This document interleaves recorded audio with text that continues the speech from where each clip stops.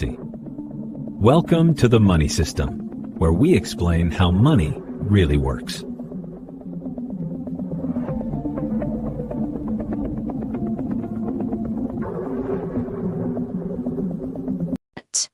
Have you ever looked at your parents and realized they could buy a house, raise kids, and even go on vacation, all on a single salary?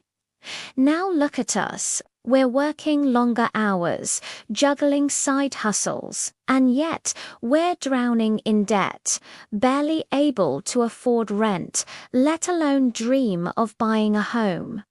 What went wrong? Why does it feel like the harder we work, the poorer we get? If this question keeps you up at night, you're not alone. And today, we're going to unpack the real reasons behind this frustrating reality. Let's start with a concept you might have heard of: inflation. But it's not just about prices going up. It's about your money losing its value. Think of it like this. Back in 1970, $1 could buy you a whole lot more than it can today. Your salary might be higher now, but if the cost of everything from groceries to gas has skyrocketed even more, you're actually falling behind. This isn't just a feeling. It's a fact. Official inflation numbers often don't even tell the whole story. They use a basket of goods to measure price changes, but does that basket really reflect your life?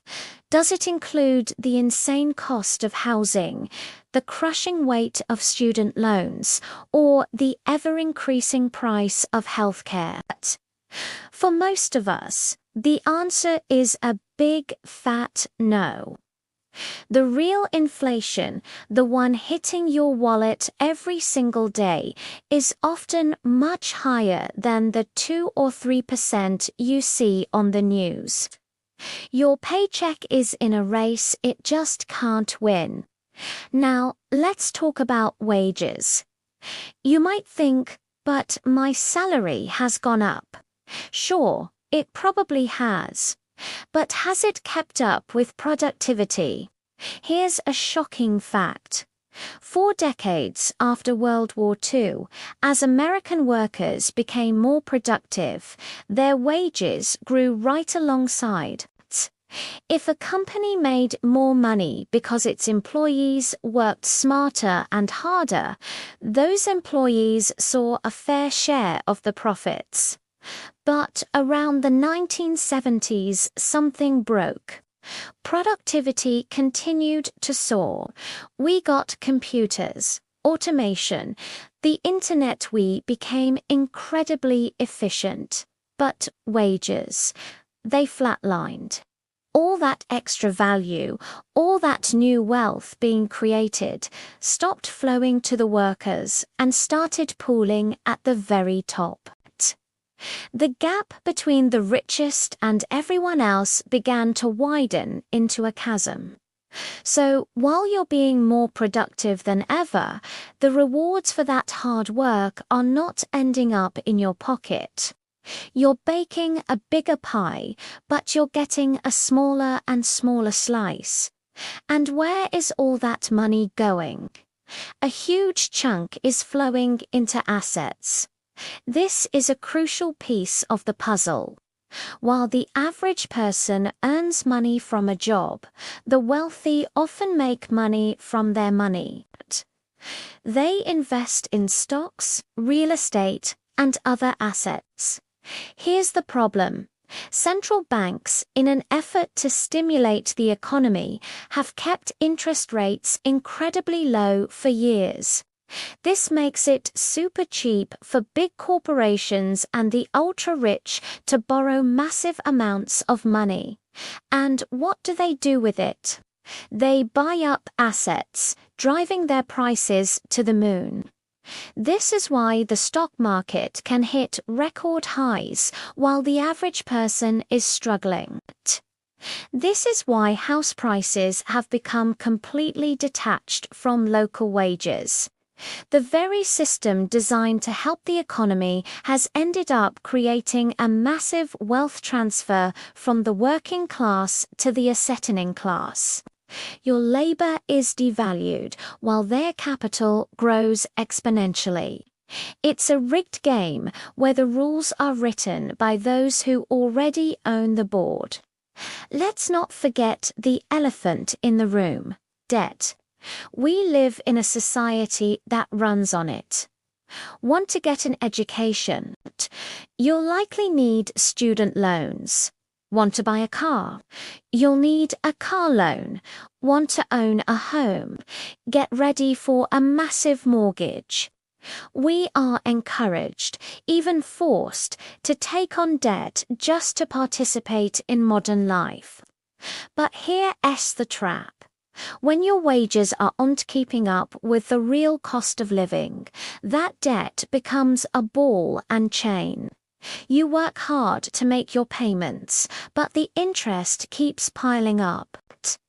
You're essentially running on a treadmill, working not to get ahead, but just to keep from falling off. This cycle of debt drains your income, kills your ability to save, and leaves you financially vulnerable. It ensures that a large portion of your hard-earned money goes straight to banks and lenders, not towards building your own wealth or securing your future. So, what's the solution? This is a massive systemic problem, and there are no easy answers. On a grand scale, it requires huge policy changes, fairer tax codes, stronger worker protections, and regulations that stop the financialization of everything. But waiting for politicians to fix this might be a long wait. So, what can we do as individuals right now? First, we need to get financially literate. We weren't taught this stuff in school, so we have to teach ourselves. Understand how money really works.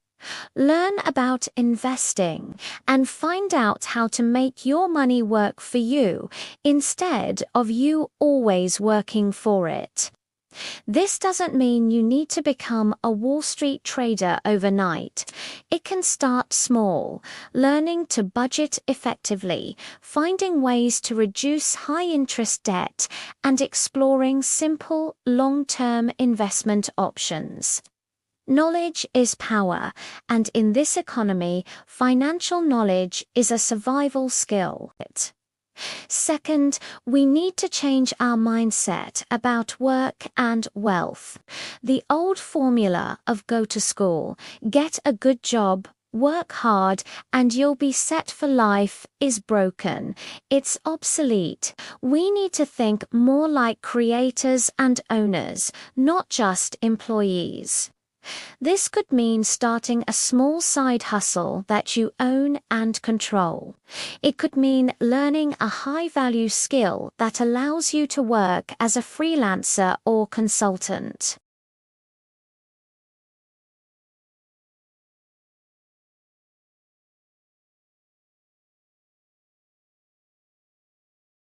It's about creating value and capturing a fair share of it for yourself.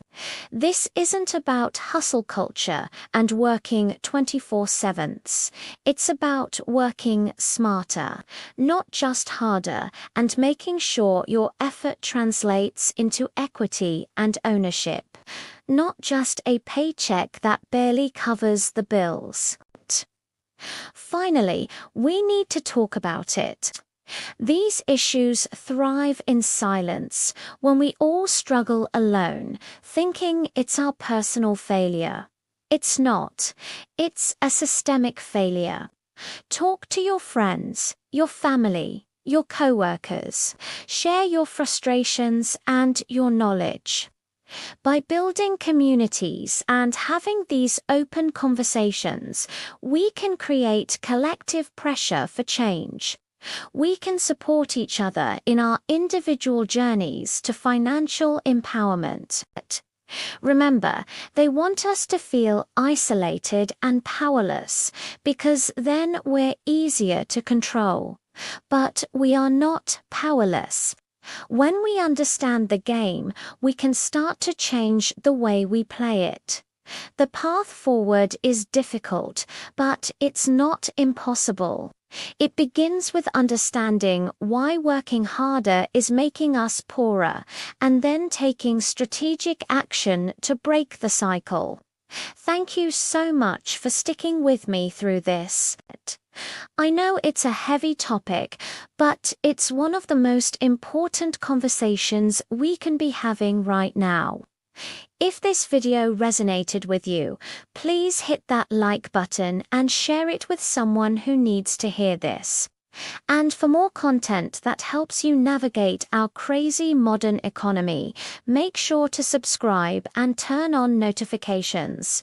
I'd love to hear your thoughts in the comments below. Have you felt this squeeze? What strategies are you using to fight back? Let's keep this conversation going. Thanks for watching, and I'll see you in the next one. So, we're not smart. If this helped you understand the system, subscribe, like, and share this video.